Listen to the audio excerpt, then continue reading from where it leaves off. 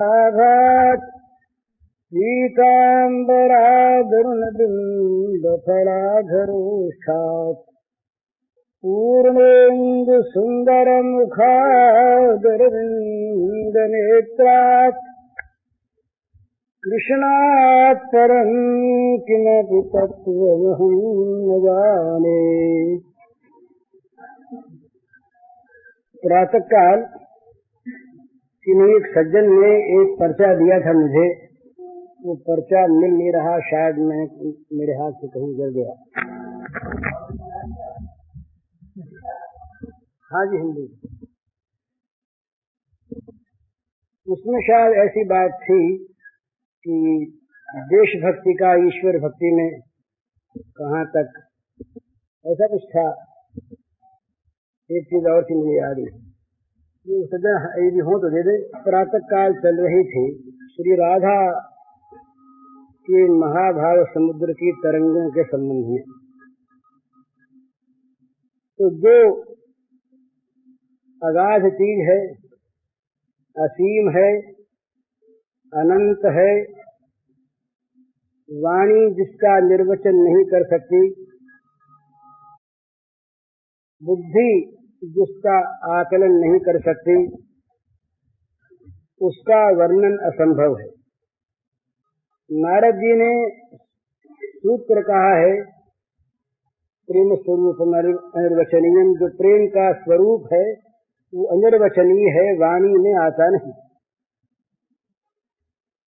वो तो केवल मन की चीज है और मन ही के द्वारा उसकी अनुभूति होती है और अनुभव करने वाला भी फिर अपने आप को खो देता है। फिर जो रह जाता है वो अचिंत्य वस्तु रहती है। भगवान राम ने, ये उस दिन बात हुई थी, सीता को संदेश कहलवाया, तत्व प्रेम कर मन और थोरा, जानत एक प्रिया मन मोरा, सो मन रहत सदा तुहि पाही, जान प्रीत रस इतने माही। तेरे और मेरे प्रेम के तत्व को जानता है केवल मेरा मन, वाणी उसका निर्वचन नहीं कर सकती, वाणी कह नहीं सकती। वो जानता है केवल मेरा मन, पर वो मन भी कुछ बतला नहीं सकता। क्यों? कि वो मन रहता है निरंतर तेरे पास। बड़ी सुंदर, बड़े थोड़े शब्दों में प्रेम के स्वरूप की व्याख्या कर दी। बड़े कुशल कलाकार थे गोसाई जी महाराज। थोड़े से में तत्व प्रेम कर मन और तोरा, जानत प्रिया एक मन मोरा, सो मन रहत सदा सदा तुहि पाही, जानहि प्रीत रस इतने माही।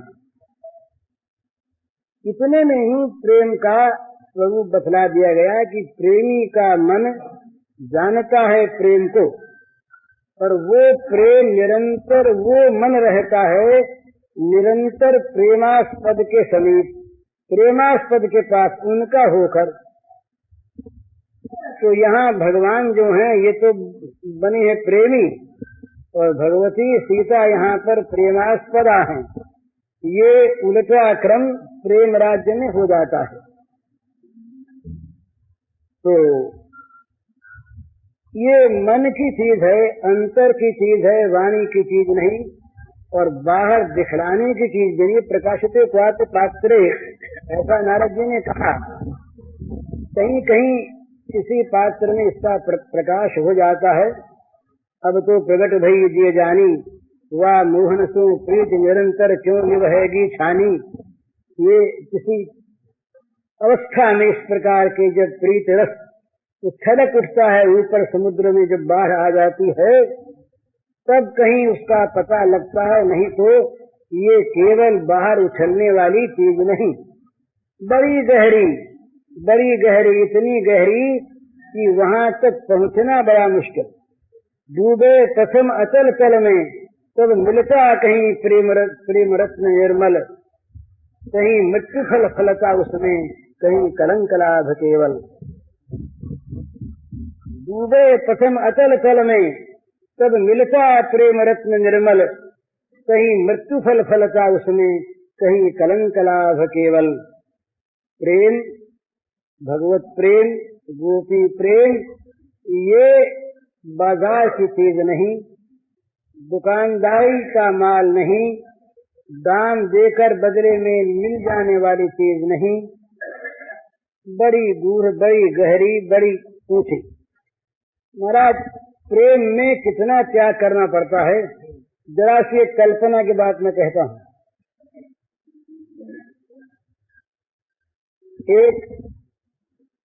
एक ने किसी एक से प्रेम किया, लौकिक उदाहरण लीजिए आप, प्रेम की किसी मित्र से किया, किसी बंधु को अपना लिया, किसी से प्रेम किया, और उस प्रेम करने में ये हुआ कि उसके घर वाले सब नाराज हो गए, उसका व्यापार नष्ट हो गया, उसको अपने अड़ोसी पड़ोसियों से तिरस्कार प्राप्त हुआ, दुनिया में निंदा हो गई, इज्जत चली गई, मान सम्मान नष्ट हो गया, पर वो प्रेमास्पद उसको मिला। एक ही उदाहरण। दूसरा ये, इससे परे का जो इस प्रेम में फबता है, उस प्रेमास्पद ने उसको ठुकरा दिया,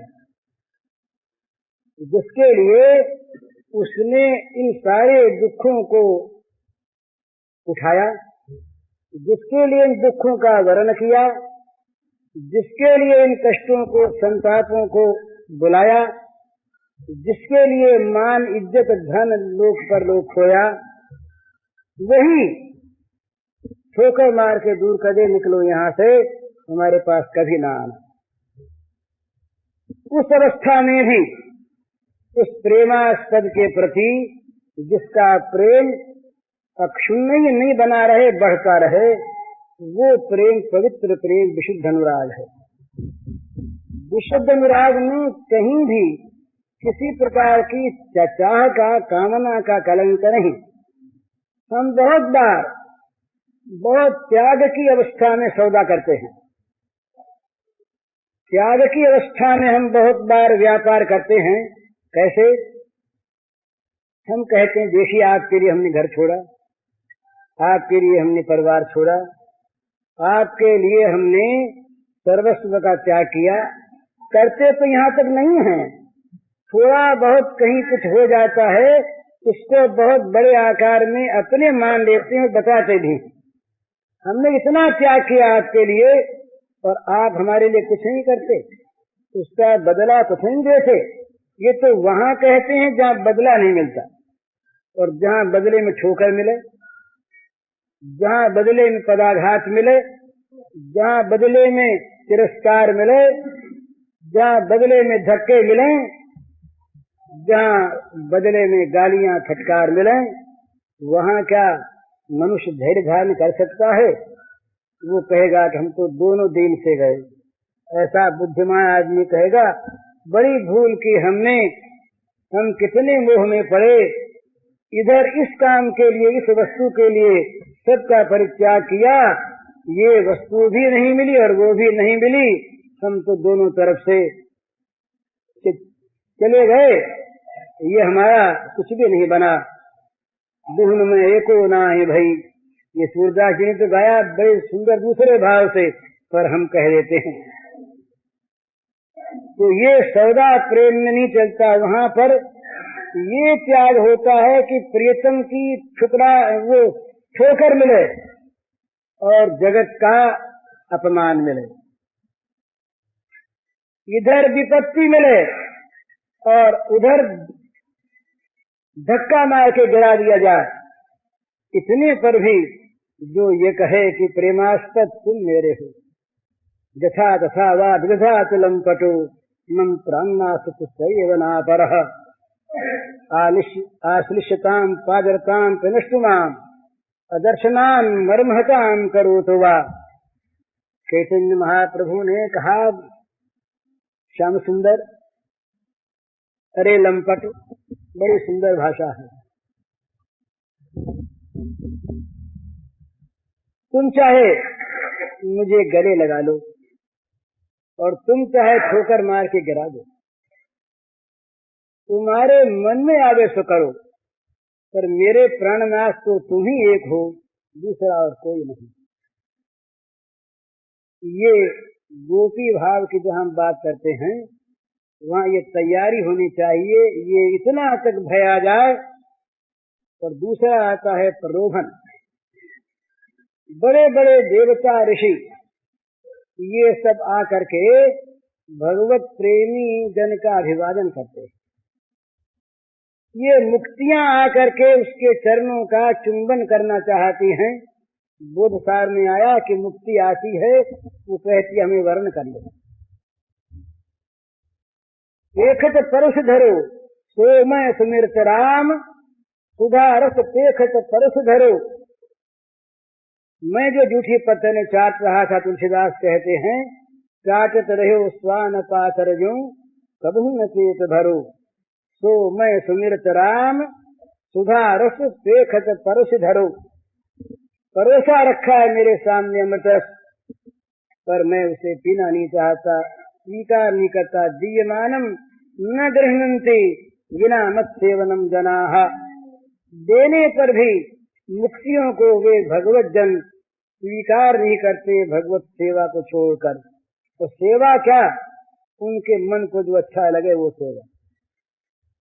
अगर हमें ठोकर मारने में, ठोकर मारकर गिरा देने में उनको मजा आता है, तो प्रेमी कहता प्राणनाथ और दो ठोकर लगाए।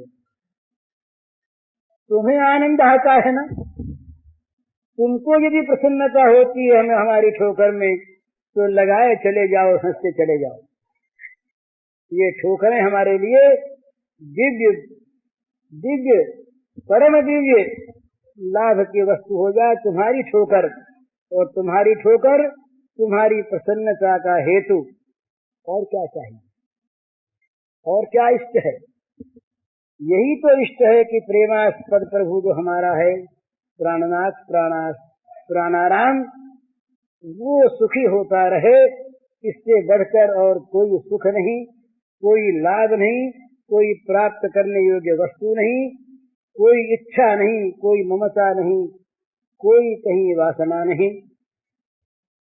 हम लोग जो बहुत बार दुखी होते हैं ना प्रेम के मार्ग में जाते हुए भी, तो पहली बात तो ये है कि प्रेम को हमने समझा नहीं।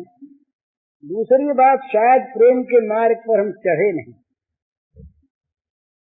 बहुत दफे काम और प्रेम में बहुत कम अंतर्दृष्टा है। जैसे उच्छृंखलता और स्वाधीनता में बहुत कम अंतर्दृष्टा है, बड़ा भेद। इसी प्रकार काम में और प्रेम में कई बार बहुत साम्य दिखाई देता है और मनुष्य भूल जाता है कहीं काम है या प्रेम है, तो इसलिए भूल हो जाती है। परंतु जो प्रेम का विशुद्ध मार्ग है, जहाँ विशुद्ध अनुराग है, राग का ही जो विशुद्ध रूप है वही भाव होता है। तो राग जब बढ़ करके अनुरागत्व को प्राप्त होता है, तब इसमें भाव का उदय होता है। तो ये जो तीव्र राग होता है, ये राग सारी आसक्तियों को, सारी ममता को सदा के लिए खा जाता है। तो वहाँ पर अपने अभिमान में अपनी ममता नहीं रहती, अपने वर्ण में अपनी ममता नहीं रहती, अपनी जाति में अपनी ममता नहीं रहती, अपने लोक परलोक में अपनी ममता नहीं रहती, अपनी यश कीर्ति में अपनी ममता नहीं रहती। इसी का नाम है सर्व त्याग।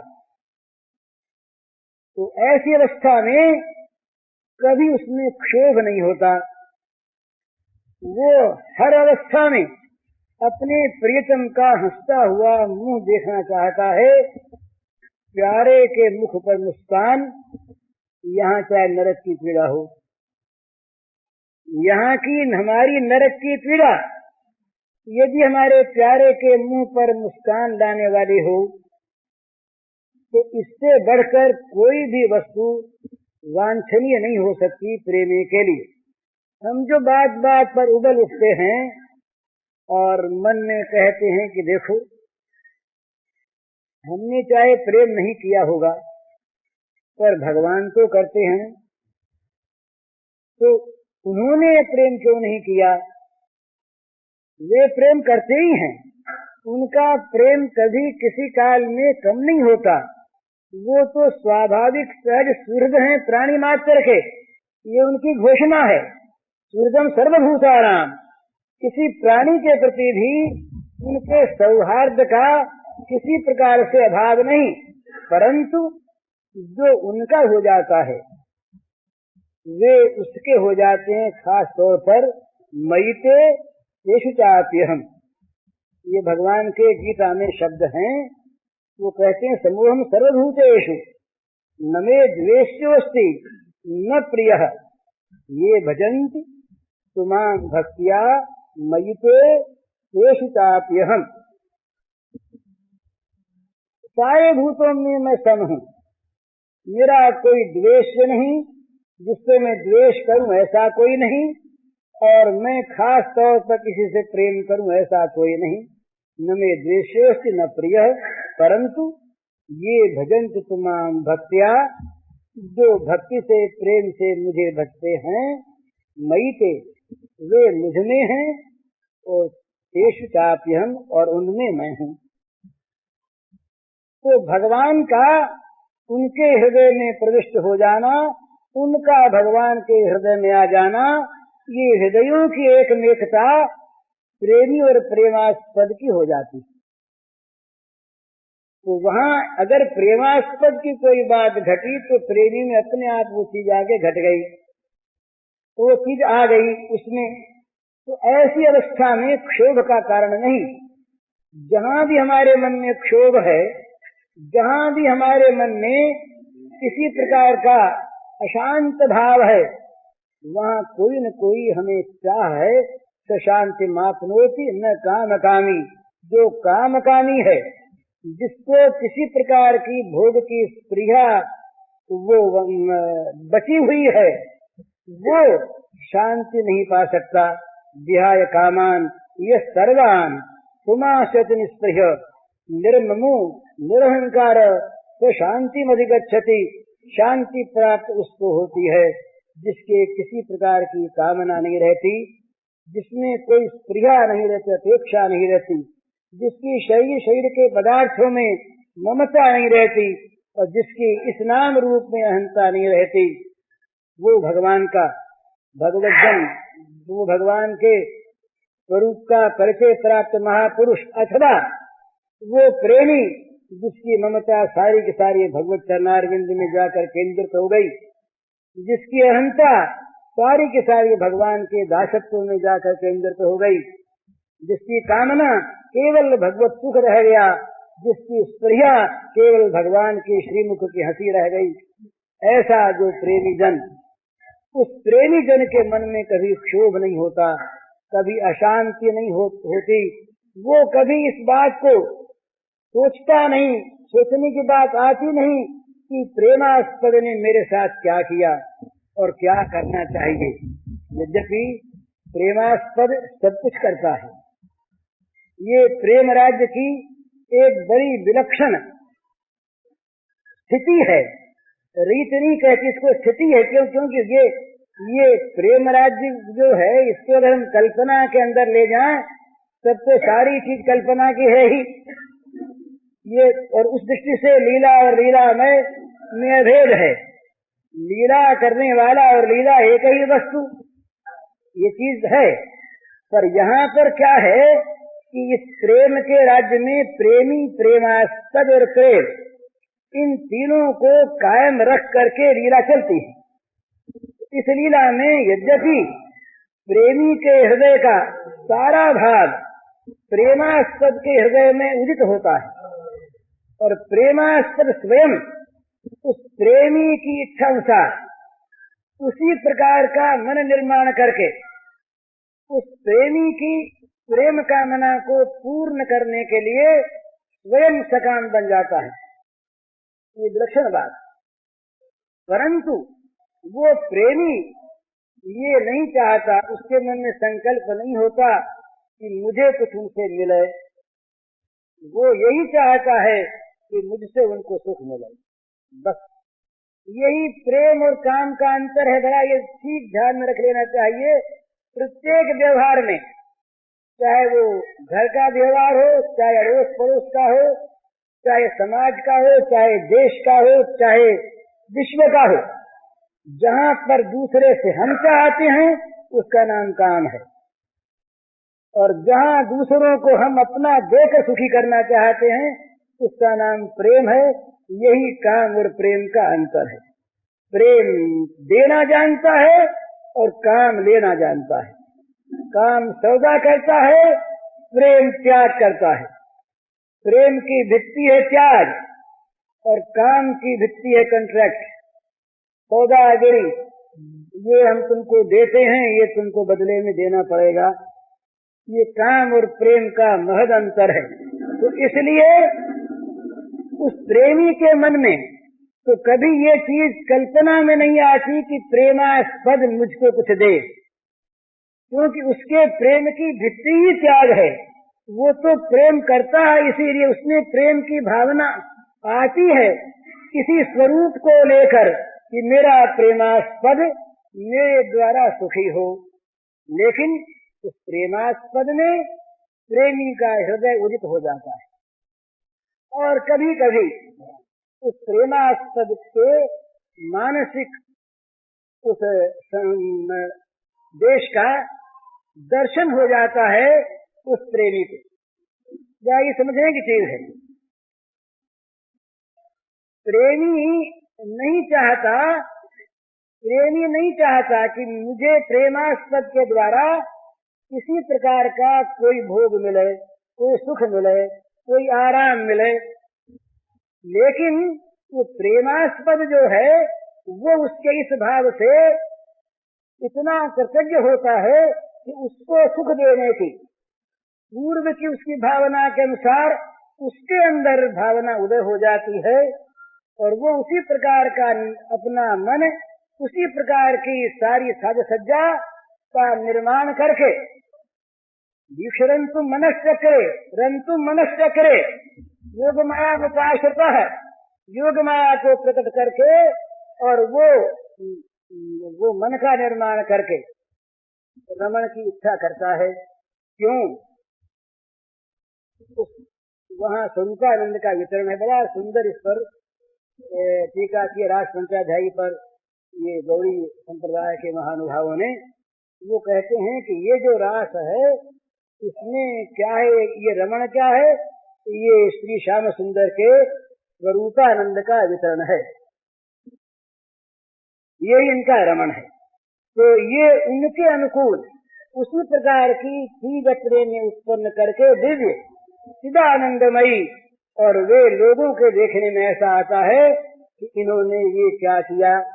परीक्षित के मन में संदेह का उदय हो जाता है, एक प्रश्न पैदा हो जाता है, पर उनमें ये बात नहीं होती। एक भाव है,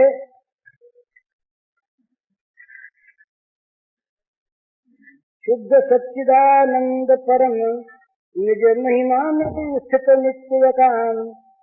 शुद्ध सच्चिदानंद परम निज महिमा में स्थित नित्य काम। मेरे सुख हित वे करते स्वीकार समुद्र अपने मन काम। किसी समय उस प्रेमास्पद की बाह्य चेष्टाओं को, उनके मनोरथों को देख लिया सुजाता जी ने, देख लिया। वो उनके हृदय में वो चित्र उदित हो गया। तो देख करके वे कहती हैं अपने मन में कि शुद्ध सच्चिदानंद परम निज महिमा में स्थित नित्य काम। मेरे सुख हित वे करते स्वीकार समुद्र अपने मन काम। काम नहीं, उनके काम ये काम को स्वीकार किया मेरे सुख के लिए, तो ये उनका स्वीकार किया हुआ दिव्य काम है, ये गंदा काम नहीं। सहज वासना राग रहित जो ममता रहित नित्य विकार। सहज वासना राग रहित जो ममता रहित नित्य विकार। करते मेरे लिए मुझे वे प्रिया रूप में अंगीकार। मेरे लिए सहज वासना राग रहित जो ममता रहित नित्य अधिकार। करते मेरे लिए मुझे वे प्रिया रूप में अंगीकार। एक एक गुण पर जिनके मोहित सब सुर ऋषि मुनि संसार। इत्थं भूत गुणो हरे आत्मा रामास्मि ग्रंथारे कुरुकर्मे। एक एक गुण पर जिनके मोहित सब सुर ऋषि मुनि संसार। प्रेम रूप वे रहते नित्य विमोहित मुझ पर विनाशकार। विकार तो उसमें नहीं होता। एक एक गुण पर जिनके मोहित सब सुर ऋषि मुनि संसार। प्रेम रूप वे रहते नित्य विमोहित मुझ पर बिना विकार। जिनके अंग अंग पर नित्य निछावर कोटि कोटि शतकाम। जिनके अंग अंग पर नित्य निछावर कोटि कोटि शतकाम। वे मेरा सौंदर्य निरखते नित्य न ले पाते विश्राम। वे मेरा सौंदर्य निरखते नित्य न ले पाते विश्राम। जिनको कभी न पल भर लगती भूख प्यास जो रहते तृप्त। जिनको कभी न पल भर लगती भूख प्यास जो रहते तृप्त। मेरे रस प्रसाद कनहित शुचि वे रहते हैं नित्य तृप्त। मेरे रस प्रसाद कनहित शुचि वे रहते हैं नित्य तृप्त। रति रसमय रस रूप रसिक वे दिव्य प्रेम रस पारावार। रति रसमय रस रूप रसिक वे दिव्य प्रेम रस पारावार। प्रेम सुधा रस पान निरत नित्य दिव्य प्रेम विग्रह साकार। प्रेम सुधा रस पान निरत नित्य दिव्य प्रेम विग्रह साकार। इसमें कहाँ मोह है, कहाँ काम क्रोध है, कहाँ लोभ है। पर ये प्रेम राज्य में बड़ी विलक्षण बात, प्रेमी अपने लिए कभी कुछ चाहता नहीं, बल्कि प्रेमास्पद के द्वारा ठुकराए जाने पर भी और समस्त पदार्थों से, प्राणियों से, परिस्थितियों से विच्छिन्न हो जाने पर भी वो प्रेमास्पद को पकड़े रहता है। वो कभी ये नहीं देखता कि बदला प्रेमास्पद क्या देते हैं, प्रेम करते हैं या नहीं, हमको चाहते हैं या नहीं। और किसी प्रलोभन में देवता ऋषि मुनि महात्मा सब सत्कार करें उनका, मुक्ति आकर के उसका पैर पूजे, ग्रहण करने के लिए उसे प्रार्थना करे। वो कहता है तुम्हारी मुझे आवश्यकता नहीं, मैं तो केवल और केवल अपने प्रेमास्पद की सेवा चाहता हूँ। दीयमानम न गृह्णन्ति विना मत्सेवनम जनाः। मेरे जन जो हैं वो मेरी सेवा को छोड़कर देने पर भी 5 प्रकार की मुक्तियाँ नहीं चाहते। तो उनके मन में प्रेमियों के न क्षोभ है न अशांति है, न कुछ पाने की इच्छा है और न कुछ देने को बचा है। देने को क्या बचा उनके पास, अपना कुछ है ही नहीं। ये आज मेरे पास नहीं, मैं आपको सुनाऊंगा। एक प्रसिद्ध कवि हिंदी के बच्चन, वो हैं तो छायावाद के कवि थे, पर अब भी हैं, पर वो बदले।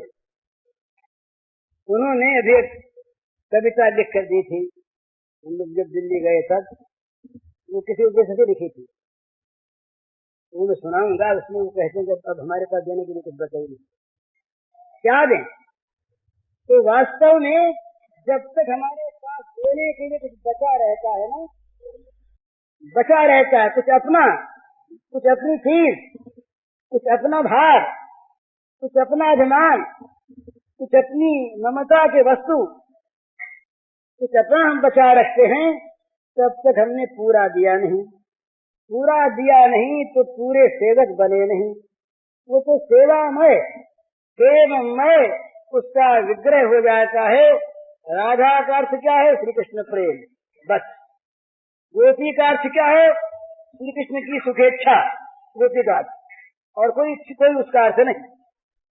तो जिसका जीवन इस प्रकार का वो गोपी, और जिसका जीवन इस प्रकार का वो राधा। उसके लिए कोई और बदलने की आवश्यकता नहीं है, केवल बदल देना है अपने अंतरात्मा के भावों को। फिर उनमें जो भाव तरंगे उठती हैं वो बड़ी विलक्षण, कभी उसमें मान भी आता है। वो मान निर्माण का मान है, बड़ी विलक्षण बात। वो मान अपने लिए नहीं होता, वो मान किसी अभिमान पर ठेस लगने पर नहीं होता, वो मान किसी पूजा कराने के लिए नहीं होता, वो मान खुशामद कराने के लिए नहीं होता, वो मान दंड देने के लिए नहीं होता। वो मान होता है प्रेमास्पद को हंसाने के लिए, उनको सुख देने के लिए, उनकी चाह पूरी करने के लिए। वो चाहते हैं कि इस समय ये वाम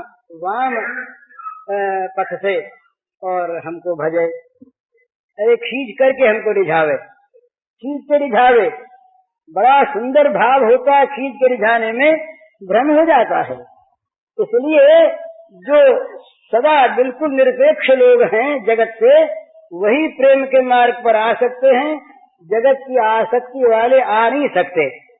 अतएव वो चीज दूसरी, उसमें मान है पर अभिमान नहीं है, उसमें काम है पर विषयासक्ति नहीं है, उसमें मोह है पर बंधन नहीं है। ये ऐसी बढ़िया चीज कि जहाँ वो है पर वो नहीं, वो है पर वो नहीं, जहाँ अपना है पर अपना कोई नहीं, जहाँ पराया है पर कोई पराया हुआ ही नहीं, वो पर ही मैं हूँ। इस प्रकार विलक्षण भाव इस प्रेम समुद्र की तरंगों के रूप में निरंतर उछलते रहते हैं। ये तरंग एक नहीं, कभी राधा मानिनी है, कभी राधा आराध्या है, कभी राधा आराधिका है। राधा के दो रूप हैं। यूं ये समझने पर तो बड़ी सुंदर बात, नहीं तो बड़ी गंदी सी बात मालूम होगी। राधा कहीं आराधिका है और कहीं राधा आराध्या है।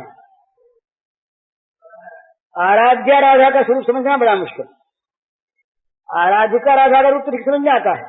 वो भगवान की पूजा करती है, भगवान की आराधना करती है, बड़ा सुंदर रूप उसका, पर वो कहीं भगवान के द्वारा पूजित होती हैं, भगवान उसकी आराधना करते हैं, भगवान उसकी पूजा करते हैं, भगवान उसका चरण वंदन करते हैं, भगवान उसके चरणों पर पुष्प चढ़ाते हैं। देह में पद पल्लव मुदारम कहकर भगवान उसके चरणों को चाहते हैं। ये बड़ी विकट बात, बड़ी भोंडी बात लगती है सदाचारियों के अंदर कि भाई ये कैसी बात, ये तो समझ में आने की बात नहीं, तो सचमुच समझ में आने की बात नहीं। या दुस्त्यजम स्वजन मार्य पथम चहित्वा बेजुर मुकुंद पदवी क्षुति धीर विमृज्ञाम। बड़ी सुंदर चीज। एक कथा आती है, सुनी हुई बहुत दफे आप लोगों को होगी, मैंने कही थी, थोड़े से मैं कहता हूँ। एक बार ये द्वारिका की बात है। द्वारिका में जब श्री कृष्ण राधिका की और गोपियों की बात चलती तो उनके रोमांच हुआ था, आंसू बहने लगते, वाणी गदगद हो जाती, कुछ बोल सकते नहीं। तो इन पटरानियों ने, राजमहेशियों ने आश्चर्य प्रकट किया, मन में बड़ा संदेह करने लगी, हो क्या गया, हमने ऐसी क्या तुलसी और उनमें ऐसा क्या गुण। जब कभी बात चलती गोपी का नाम आता कि आंखों में आंसू आ जाते श्री कृष्ण के। राजा राजेश्वर सब प्रकार के सुखों से संपन्न, घिरे हुए तमाम आराम से, उनको किस आराम की कमी जो वहां था और यहाँ नहीं। तो एक दिन ये भगवान सर्वभवन समर्थ भला, सब कुछ बन सकते हैं, मृत्यु भी वही बन के आते हैं ना। तो भगवान को रोग नहीं होता, भगवान की मौत नहीं होती, प्रमोद भी भगवान बनते, रोग भी भगवान बनते, तो उसमें रोग बन गए। दुखने लगा पेट भगवान का, दुखने लगा बड़े जोर से पेट, अरे बोले पेट दुखता है तो दवा लाओ। अब दवा लाए, सब दवा जाए डॉक्टर लोग। अयोध्या में थे नहीं, रोग होता नहीं था। इस जमाना ये ध्यान रखने की बात है, जहाँ अस्पताल ज्यादा है वहाँ रोगी ज्यादा है, जहाँ बीमार ज्यादा है वहाँ मानना चाहिए संयमी ज्यादा है, तो जहाँ कोर्ट खूब चलते हैं, वकीलों की खूब चलती है, वहाँ समझ चाहिए बेईमान ज्यादा है। अरे बेईमान ज्यादा न हो तो भुगतना क्यों हो? कोर्ट क्या काम करे? कोर्ट के पास काम रहे ही नहीं, अपना अपना हक सब खाने लगे तो कोर्ट के पास काम न रहे, कोर्ट खाली हो जाए, यमपुरी खाली हो जाए, अगर पाप करने वाले न रहे। सीधी सी बात है। तो पेट में दर्द हो गया भगवान के, होता नहीं था पर हो गया, रोग बन गए। अब वहाँ के वैद्य भी आए, वैद्यों ने कहा भाई दवा दें, दवा हुआ दी पर अच्छे हुए नहीं। बोले कुछ दवा आप जानते महाराज पेट में कभी दुखता है आपका? बोले हाँ दवा तो है पर उसका अनुपान नहीं मिलता। बोले क्या अनुपान बताओ? तो भाई हमारा कोई प्रेमी अपने चरण की धूल दे दे और उसको उसके द्वारा हम दवा खा लें, भक्त के अपने प्रेमी के चरण की धूल के साथ हम दवा ले लें। सीधी सी बात, प्रेमी भगवान के बहुत है, द्वारिका में कुछ कम थोड़ी। रुक्मिणी जी पास बैठी, सत्यभामा जी बैठी, अब चरण की धूल, बोले सीधी सी बात है। रुक्मिणी जी ने देखा कि भाई चरण की धूल तो हमारे पास है ही, कोई बात नहीं, और प्रेमी भी हम हैं, पर भाई शास्त्र कहता है, हम लोग रोज सुनते हैं जानते हैं कि पति को स्वामी को चरण की धूल कैसे दे? स्वामी को चरण की धूल देना तो पाप और नरक में जाना पड़ेगा।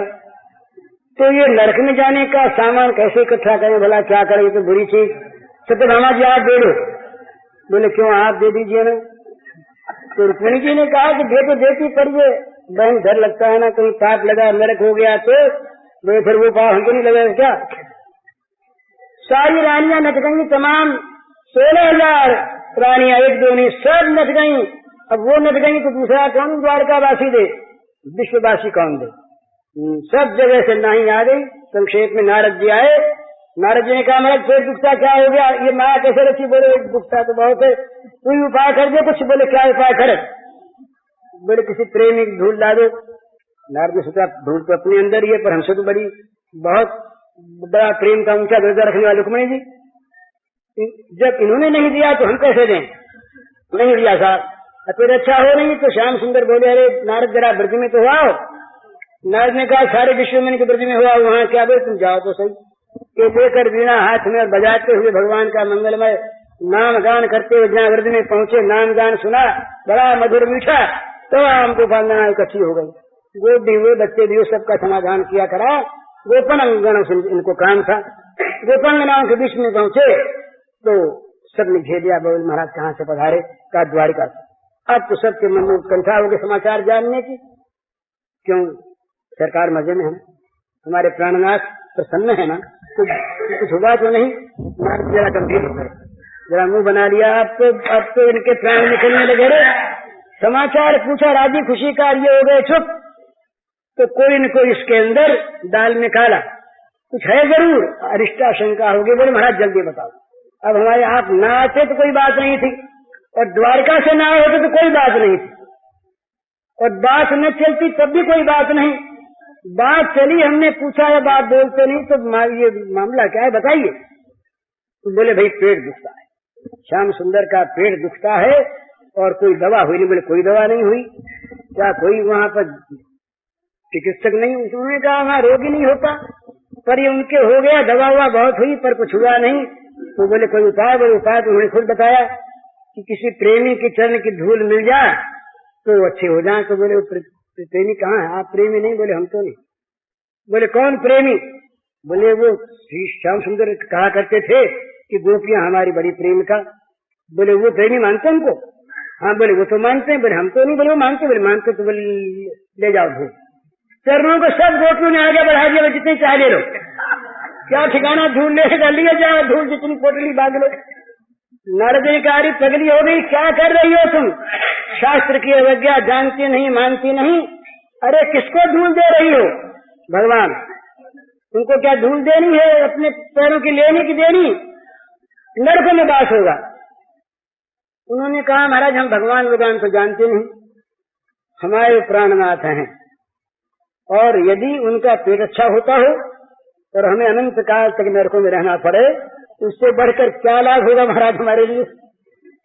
अनंत काल तक हम नरकों में रहेंगी, कभी शिकायत नहीं करेंगे कि आपने हमको नरकों में भिजवा दिया। आप धूल ले जाइए महाराज और जल्दी जाइए जिसमें उनका पेट अच्छा हो जाए और कह दीजिए कि नरकों की व्यवस्था इनके करा दी जाए। कुछ नहीं। नायक जी चकित हो गए। महाराज जी ने कहा अरे राम राम, हम तो झूठे ही प्रेमी बन रहे थे अब तक। तो पहले तो उन्होंने क्या किया कि लेकर के धूल वहां गिरी पड़ी, सब अपने मस्तक को अभिषिक्त किया उससे कि ये तो बड़ी बहुत बढ़िया। उद्धव ने मांगा था लता गुल तड़ू होकर चरणों की धूल, इनको तो प्रत्यक्ष मिल गई। आज गोपियों ने पैर बढ़ा बढ़ा के दे दी और तो लगाई अपने मस्तक पर, सारा मस्तक अभिषिक्त कर लिया।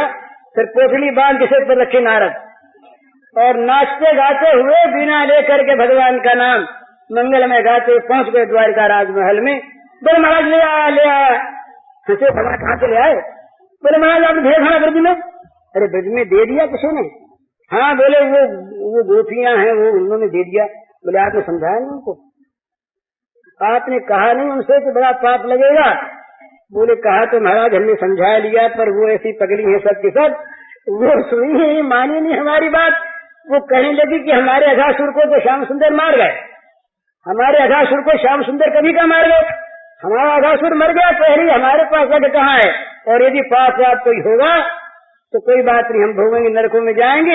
ये ले जाओ आप प्राणनाथ को जल्दी अच्छा करो। भगवान ने ले करके धूल और उसका सिर पर लगा ली गोपांगनाओं की धूल। पेट तो अच्छा था ही। अब रुक्मिणी जी सत्यभामा सब इकट्ठी थी, अब वो सब चकित रह गई। बोला बोली ना उनको तो श्री कृष्ण अब उनका मान भी रखते। बोले रुक्मिणी जी पेट अच्छा हो गया, अब आप चिंता मत करो। ये गोपियां पगली हैं, पर कभी कभी ये पगली भी काम दे देती, देखा ना। अब समझा दिया कि देखो आप, यही बात है कि गोपियों के नाम से हमारे आंसू आते हैं। आप सेवा बहुत बड़ी करती, इसमें कोई संदेह नहीं है। तो प्रेम के राज्य में ये चीज है कि वहां पर ये संकोच नहीं, पर संकोच वहां होता जहां कुछ चाहते। प्रेमी कुछ चाहता नहीं और उसके पास चाहने योग्य मन रहता नहीं, तो उसके फिर अनंत भाव से क्या चाहेंगे। तो ये राधा भाव जो है ये बड़ा विलक्षण त्याग का भाव है। प्रेम में जो जाना चाहता है उसको सबसे पहले तैयार हो जाना चाहिए त्याग के लिए। मान जाएगा, धन जाएगा, स्वर्ग जाएगा, लोक जाएगा, परलोक जाएगा, इज्जत जाएगी, सबकी होली फूंक दी जाएगी। कबीरा खड़ा बाजार में लिए लुकाती हाथ, जो घर फूके आपनो आवे मेरे साथ। जिसको घर फूकना हो अपना, घर के ममत्व को जला देना हो, वो हमारे पास आ जाए तो उसकी देवी तो कट जाएगी। ये जब तक भगवान का नहीं होता ना, तावत रागादयस्तेना तावत काराग्रहम ग्रहम तावत मुहुर निगड़ो, यार कृष्ण ने तेजना ब्रह्मा जी ने कहा भगवान जब तक ये तुम्हारा नहीं हुआ जाता, तुम्हारा नहीं हो जाता मनुष्य, तभी तक ये रागद्वेष रूपी चोर उसके पीछे लगे रहते हैं, तभी तक घर का जेल खाना रहता है, और तभी तक पैरों में उसके जीवन में मोह की बेड़ियां पड़ी रहती हैं। जब आपका हो गया, जेल खाने से छूट गया, ये बेड़ियां निकल गईं और ये रागद्वेष के चोर उसके जीवन को लूटने वाले ये उससे हट गए। पर आपका होने के लिए दूसरों का होना छोड़ना पड़ता है। हम न मालूम किस किस के हो रहे, काम के, क्रोध के, लोभ के, अभिमान के, कीर्ति के, यश के, भोग के, घर के, मकान के, न मालूम किस किस के गुलाम हो रहे हैं। इन सारी गुलामियों को निस्ताबूद करना पड़ेगा, इनमें आग लगा देनी पड़ेगी, फूंक देना पड़ेगा इनको।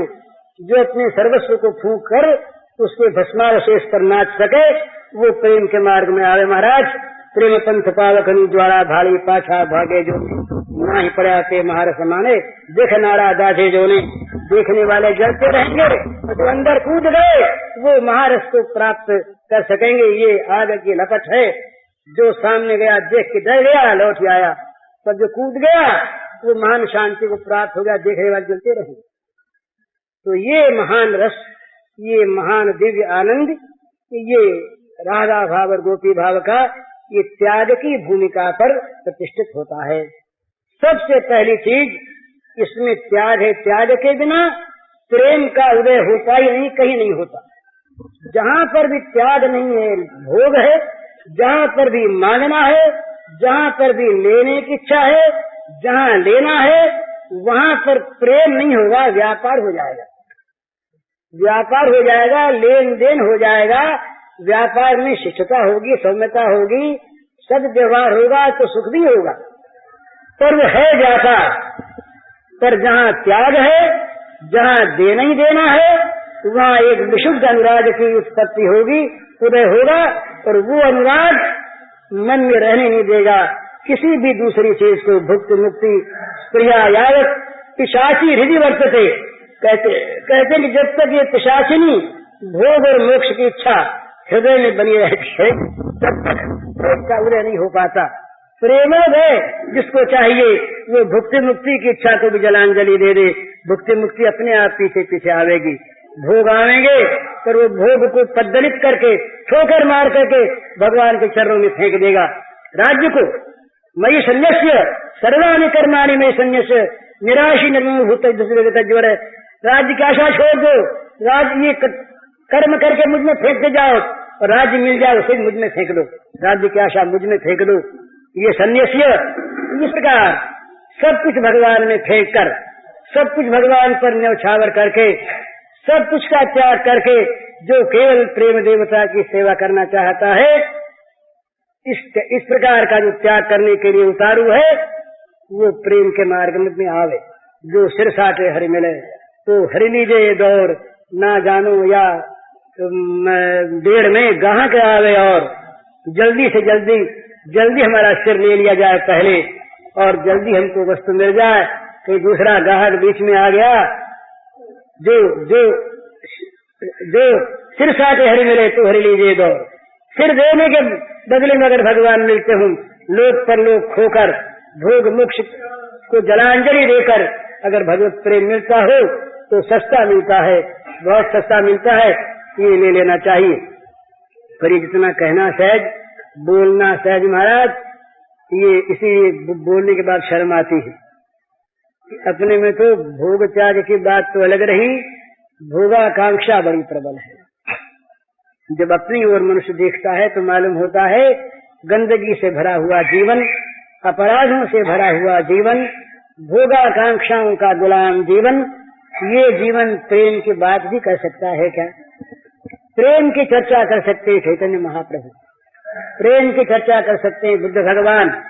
जिन लोगों ने अपने जीवन के तमाम लोक परलोक के तमाम भोगों को प्रेमास्पद के चरणों पर न्यौछावर कर दिया, जो केवल कहते हैं करते नहीं, जो करते कुछ और हैं कहते कुछ और हैं, हम जैसे वे लोग तो प्रेम के नाम को कलंकित करने वाले हैं। प्रेम की गाथा क्या कहें क्या गाएं, प्रेम तो बस न गाने की चीज है न कहने की चीज है। ये तो भगवान की कृपा से कहीं कहीं प्रकट हो जाता है, जिस पर भगवान कृपा करते हैं, और जहाँ प्रकट होता है वहाँ कुछ कहने को रहता नहीं, वो चुप हो जाता है। किससे कहे, क्या कहे, क्यों कहे, कैसे कहे? फिर अगर वो कहता है तो उसके अंदर वो कहता है, अगर वो सुनता है तो उसके अंदर से वो सुनता है, अगर वो खाता है तो उसके अंदर वो खाता है, अगर वो सोता है तो उसके अंदर वो सोता है। इस प्रकार चाहे क्रिया बनती रहे, इस प्रकार चाहे लीला चलती रहे, इस प्रकार चाहे दो बने रहें, पर वहाँ पर रह जाता है केवल प्रेमास्पद, वही प्रेम, वही प्रेमी, वही आस्वाद्य, वही आस्वादक और वही आस्वादन, तीनों वही बन जाता है। वो बन करके तीनों चाहे लीला करे और चाहे लीला बंद कर दे, चाहे खेले और चाहे सो जाए, जैसी उसकी इच्छा, किंतु परंतु कहने वाला कोई नहीं। इतना होने पर भी लीला चलती है। ये प्रेम राज्य का एक स्वभाव है कि दो न रहने पर भी दो नित्य हैं। माया नहीं है, लीला है। नाट्य नहीं है, अनुभव है। दंड नहीं है, सत्य है। दिखाऊ चीज नहीं है। इस प्रकार भगवान का स्वयं अपना निर्माण है। जैसे निर्माण का योगी करते हैं, उसी प्रकार प्रेम निर्माण, प्रेममय भगवान अपने को बनाकर प्रेम का रस आस्वादन करते कराते अपना रस अपने आप ही। तो ये भाव जहाँ पर है, वहीं पर राधा भाव। सवेरे राधा भाव के बाद तो चली थी, इसी से अभी ये राधा भाव अगाध है। इसका निर्वचन तो कोई कर नहीं सकता।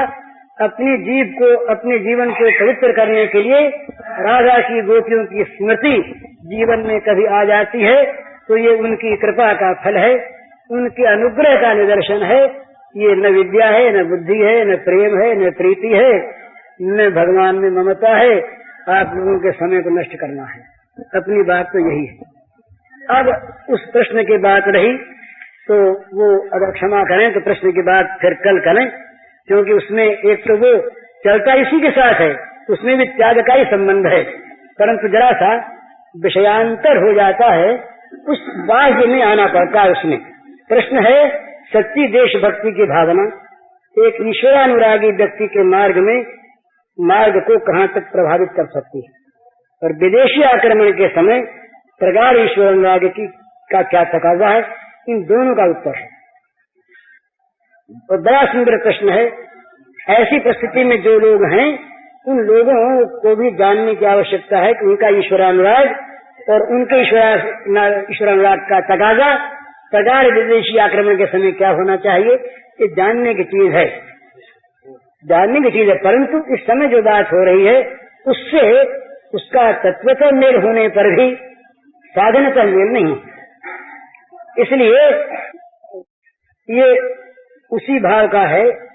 भगवान ये जो प्रेम में दो भावों का प्राधान्य है, उसके फिर अनेकों स्तर हैं।